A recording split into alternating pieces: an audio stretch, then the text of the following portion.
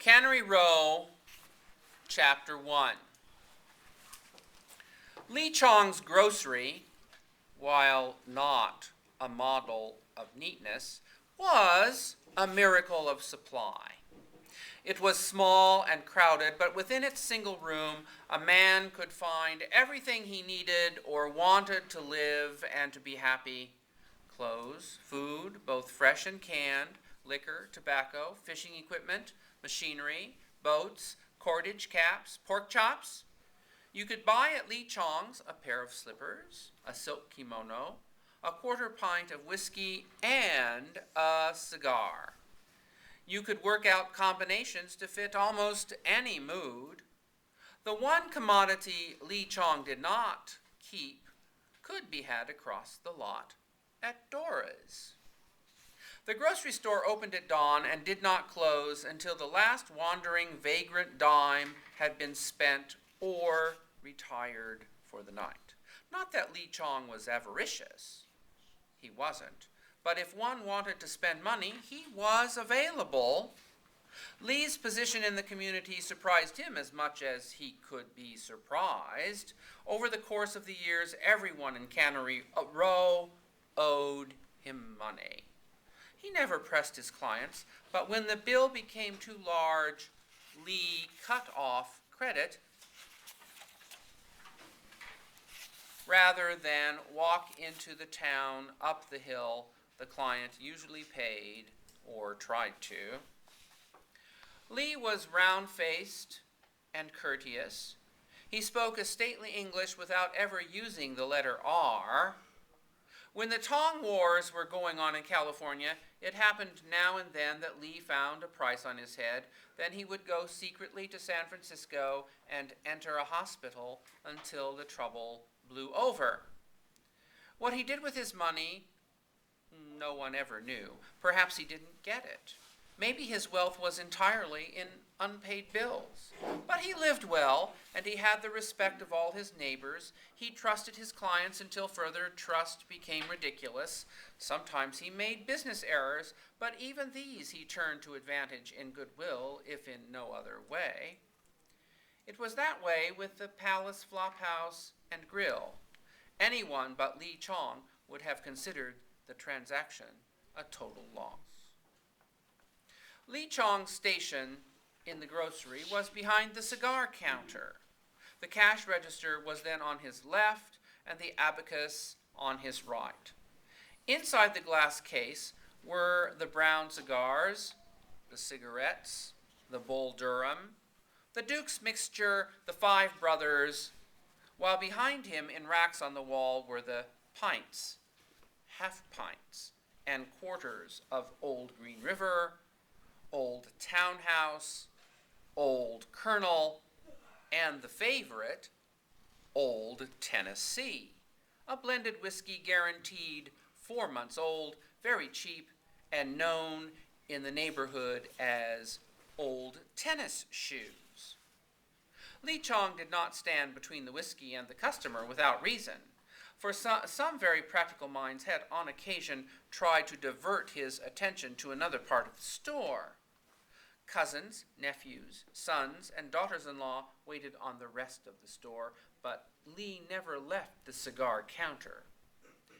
The top of the glass was his desk.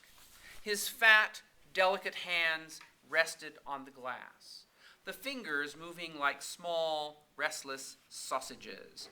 A broad golden wedding ring on the middle finger of his left hand was his only jewelry, and with it he silently tapped on the rubber change mat from which the little rubber tits had long been worn. Lee's mouth was full and benevolent, and the flash of gold when he smiled was rich and warm. He wore half glasses, and since he looked at everything through them, he had to tilt his head back to see in the distance.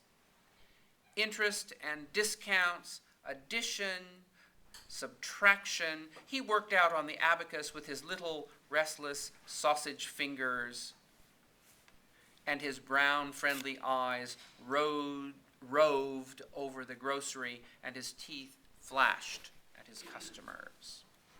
On an evening when he stood in his place on a pad of newspaper to keep his feet warm, he contemplated with humor and sadness a business deal that had been consummated that afternoon and reconsummated later that same afternoon. When you leave the grocery, if you walk catty-cornered across the grass-grown lot, threading your way among the great rusty pipes thrown out of the canneries, you will see a path worn in the weeds.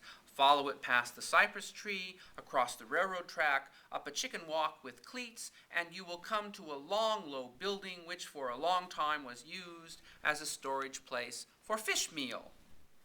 It was just a great big roofed room, and it belonged to a worried gentleman named Horace Abbeville. Horace had 2 wives and 6 children, and over a period of years he had managed through pleading and persuasion to build a grocery debt second to none in Monterey. That afternoon he had come into the grocery, and his sensitive, tired face had flinched at the shadow of sternness that crossed Lee's face. Lee's fat finger tapped the rubber mat. Horace laid his hands palm up on the cigar counter. "I guess I owe you plenty dough," he said simply. Lee's teeth flashed up in appreciation of an approach so different from any he had ever heard. He nodded gravely, but he waited for the trick to develop. Horace wet his lips with his tongue. A good job from corner to corner. "I hate to have my kids with that hanging over them," he said. "Why, I bet you wouldn't let them have a pack of spearmint now." Lee Chong's face agreed with this conclusion. "Plenty dough," he said. Horace continued. "You know that place of mine across the track up there where the fish meal is?" Lee Chong nodded. It was his fish meal. Horace said earnestly, "If I was to give you that place, would it clear me up with you?" Lee Chong tilted his head back and stared at Horace through his half-glasses, while his mind flicked among accounts and his right hand moved restlessly to the abacus. He considered the construction, which was flimsy, and the lot, which might be valuable if a cannery ever wanted to expand. "Shoo," said Lee Chong. "Well, get out the accounts and I'll make you a bill of sale on that place." Horace seemed in a hurry. "No need papers," Lee said. I make paid in full paper."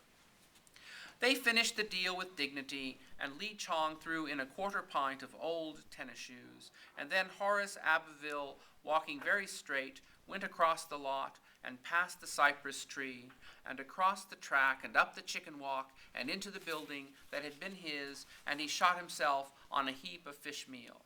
And although it has nothing to do with this story, no Abbeville child, no matter who its mother was, knew the lack of a stick of spearmint ever afterward.